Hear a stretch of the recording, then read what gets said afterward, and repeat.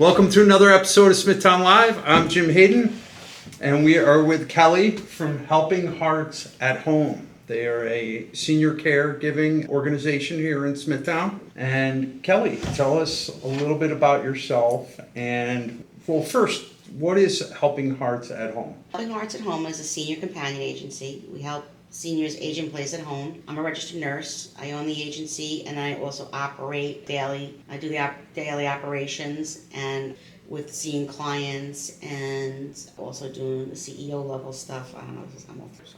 CEO level stuff. It sounds official. What you're doing is there's a lot of people out there that need help in their houses, Yes. right? How does that work? So generally a client or a family member, usually a daughter or a son, will call me up and ask for services for their family member. We'll go through what their needs are, and if their needs fit in the scope of what we do in this agency, I'll go out and do an assessment of the home, of the situation, and I'll make recommendations. We'll come up with a care plan, a service plan for the client, Okay. with their family and them and me, and then I'll start implementing the plan by putting a caregiver in there. I bring the caregiver by, I do an introduction, we do an orientation around the house and what the client needs, and the caregiver will get started with work. At the end of the shift, I'll call up and see how things went. If the client is happy, I'll continue along this path. If the client isn't happy, I will switch things out until they are. There are two main things I'm concerned with when I deal with my clients. One is their safety, Okay. and two is their satisfaction. Okay. Because this clientele that I work with are all either private pay or long-term care insurance. That's what covers this type of care. Okay. So it's utmost importance that obviously the money that they're spending is worth it, Mm-hmm. and that they're safe at home, because that's their goal, Right. and that's what I want for them. I want everybody to have a happy ending.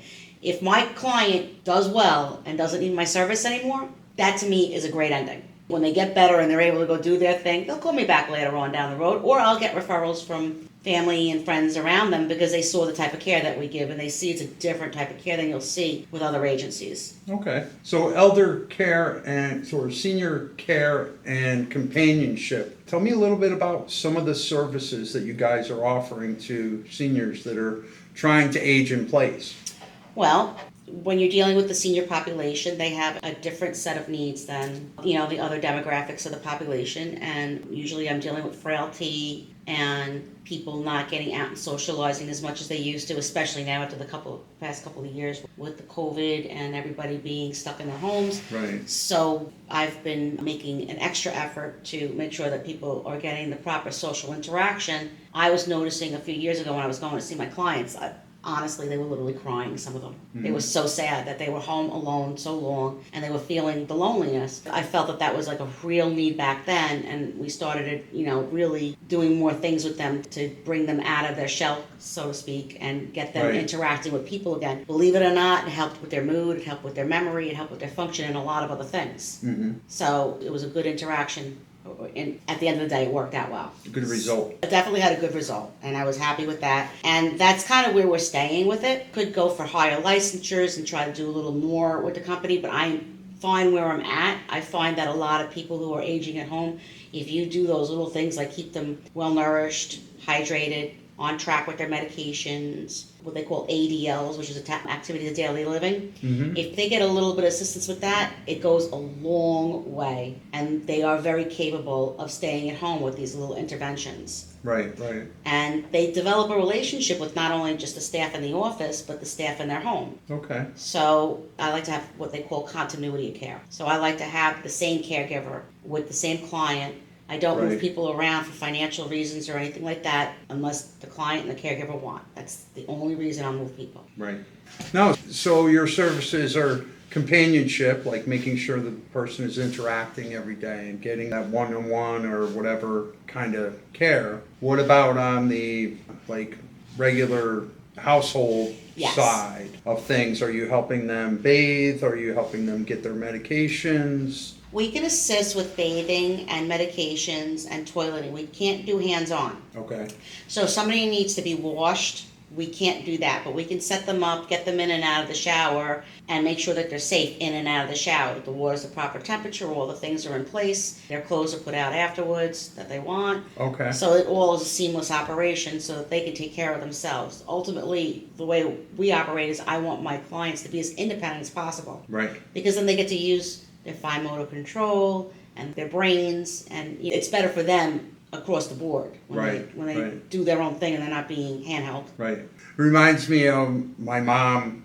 She was living alone in a 55 and older community back in Connecticut. And if I wasn't around to go and see her and spend time with her and she got lonely, she would call the maintenance department and tell the guy, she became friends with him, oh, I have a light bulb out. You need to come and change it. And the guy would come down and hang out with her for a little while. And Aw, that's great. Yeah. He knew. Yeah, I bet you he knew, right? Yeah, he understood knew. what she was doing? yeah, he Well, knew. it's great to have people around you like that. Yeah, so that's kind of on a different level, kind of what you're. Yeah, we recognize that Right. need in people. Sometimes people, like, for example, the senior population, if they're a little frail and they become ill, like a UTI, for example, a urinary tract infection, wouldn't affect you and I except to go get medication, right? Right. For them, they might lose their memory and almost have dementia-like symptoms. That'll pretty much scare anyone when they see a family member behaving like that. We get on the front end of it and get the medications in them so that, we speak with the doctor, make sure that it's all implemented immediately so that they don't get into that point where they're forgetting things. This forgetfulness does happen as a side effect, UTIs or dehydration, things that people don't expect. Mm-hmm.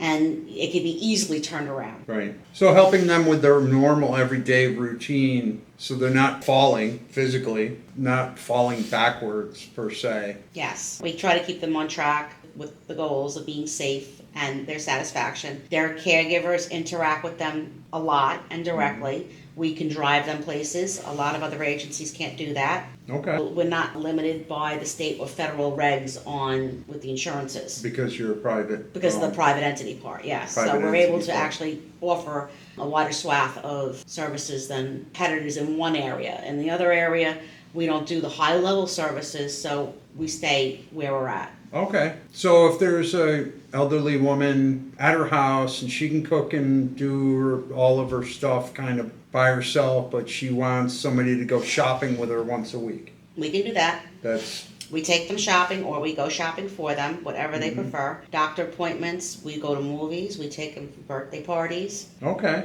I've had birthdays for some clients Wow. over the years and I enjoy it. I enjoy seeing them light up, having some good time because I've worked with the elderly since I was 15 years old. Okay. I've worked in nursing homes and all kinds of facilities over the years in different capacities, not just a nurse. Yeah, I was going to say, how did you get involved with this company right here? How did you start this? And then what's your background in elder care? Okay, so I'm a registered nurse. I graduated Malloy College in 1996. I started out in Huntington Hospital and then moved around into the home care arena after that, between visiting nursing and assisted living and home care and all that. So I pretty much worked in every type of facility over the years and I've seen a lot. Okay. And I have decided that at home is the best place Right. for people. This is where everybody thrives. Yes. It's a hard thing for some people to do. I understand it and respect that. But if you can spend the rest of your life at home, that's a goal a lot of people have. Right.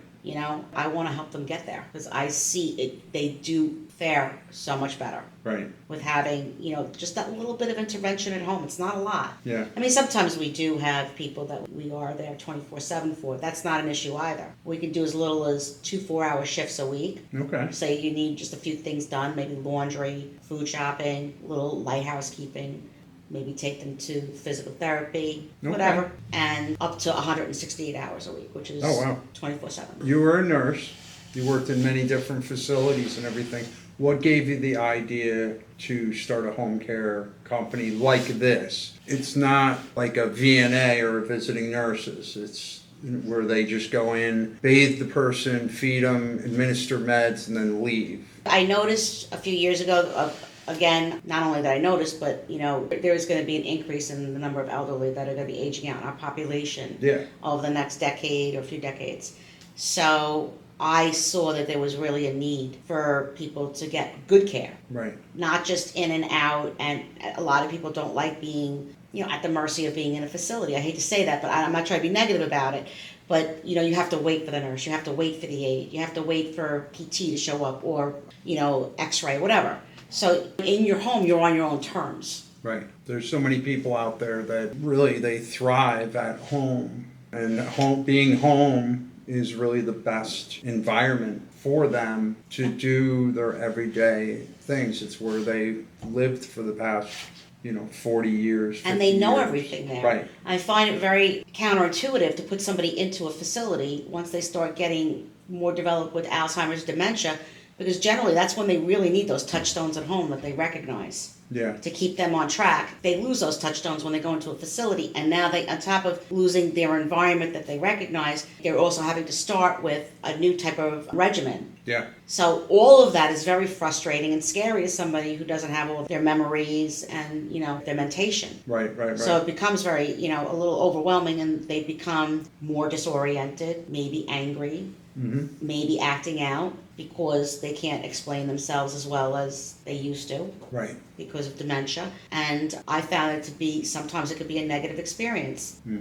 The home seems to be the best place for people with dementia. They already have their supports in place. Right. It's all up here too. So they have because the long-term memory lasts longer right. than the short-term recall. Right. So they'll remember everything around their house from 20, 30 years ago, but you put them in a new facility, you can walk them through it 15 times. Right. They're not going to remember anything, and they might get scared. Right. Because it is scary to be in somewhere that you don't know, and somebody's walking in the middle of the night to change something, or even give you water, or remind you of your meds. It's still a little, scary. Right. If you're asleep and you get woken up with that. Tell us about your caregivers, and I know you have a pretty extensive screening process. Yes. For the people that are working for you and the people that you're matching to these clients. Yes, we do background checking on them, a full background check on their driver's license and their criminal history. We also do a lot of oversight. We have a lot of interaction between the office staff and the field staff. I found when I worked in other agencies, at times I felt like you were working on an island, like by yourself, Right. in the corner.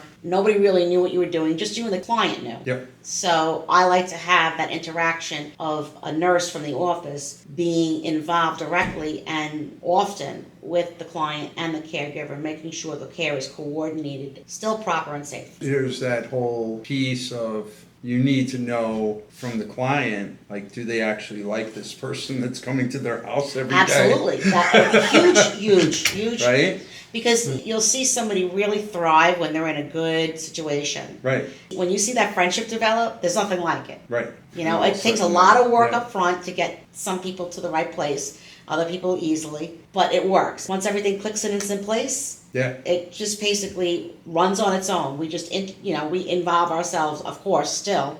But it's pretty, they got their friendship going and they got their whole routine started, and it's a good thing. Yeah. The unfortunate part is if one of the clients ends up in the hospital or something, of course my caregiver Right. is very sad, and, because there is a relationship there. Right. But on the other hand, the caregiver will be texting and calling the client and making sure everything's good. So caregivers tend to go above and beyond. Yeah. People in healthcare tend to go above and beyond. That's kind of part of our nature. Okay. We do more than we're asked. Yeah. Gets us in trouble sometimes. That's why it's good to have supervisors to make sure you don't go above and beyond. Yeah. Is there any requirement? Are they all licensed nurses? Or There's in companionship, there's no requirement by the state. Okay. I don't require a license, but I do require at least 3 years of caregiving experience and a driver's license that's good, and Yeah. a valid, and nothing on the driver's license report. But Okay. you're going to take that out. Yeah. What else do I check? And then, of course, we do the reference checks. Mm-hmm. We call their references. Is there any type of training that you put them through first? We do an orientation. Mm-hmm. And then we also, this year, we're rolling out a new education program for all my caregivers. They'll be able to get Alzheimer's Association certifications Oh, wow. and certifications in different specialty areas. So they can recognize different things going on in the home that may lead into Yes. a situation or... See, not every caregiver is good with a client that has Alzheimer's or dementia. That's a specialty. Right. Just like hospice is a specialty. Right. Autism, like you have to have like a special skill set You have to be to able have to some work knowledge with that type of... and background behind. Yeah, and also that personality to be able to handle and roll with the punches with those type of problems with Right. people. I do a lot of culling to make sure that I have the right people in the right place, because I don't want to have an employee unhappy on the job because they're dealing with somebody who has Alzheimer's, dementia, but they'd be phenomenal with Mary down the block who doesn't. Right. You know, everybody has their niche or their, where they work well, and I try to match them up. It's almost like a matchmaking thing. Okay. Very, very interesting concept with the at-home care. I think it's a much-needed service, especially in our area. Yeah. There's a lot of people that they're just by themselves and they don't know where to reach out to get help. And here it is right here in Smithtown available to them. Yep. Yeah. And I don't mind going out and talking with them and meeting and see if I can't meet their needs inside this company. I have absolutely no qualms of recommending them to where they need to go, because I want them to be happy and satisfied at the end of the day. I think that's the number one thing in providing a service. You're really first up front providing a service. You're not trying to sell a package. No. Because You're if it's not going providing to a work service, for them, and it's not going to work. Right. If it's not working, then you need to have those resources available to you. And unfortunately, a lot of people, when they end up in the situation where they need care, they don't know what's available to them or what their options are or where Right. they should be. So, and they have all of this being thrown at them as they're being discharged from a hospital or something. Yeah. Having somebody to be able to talk to Big pile of papers and a bunch yeah, of and bills. parse it out with is really Right. relieving. Also, I find that when people are being discharged, having that coordination on discharge, because I'll coordinate with the social workers at the facilities and the hospitals to make sure the discharge is safe at home and that their meds and everything are in place and everything's ready for the first day. Right. It's awesome. Thank you. So how can people get a hold of you? They can either call me or jump online. I have a website, myhelpinghearts.com. There's a lot of information on that. Okay. And my phone number is 631-676-4400. Okay. Thank you very much. Thank you. Appreciate it. Great stopping by and talking about your company. I think appreciate you guys are doing amazing things. Thank you. Yeah.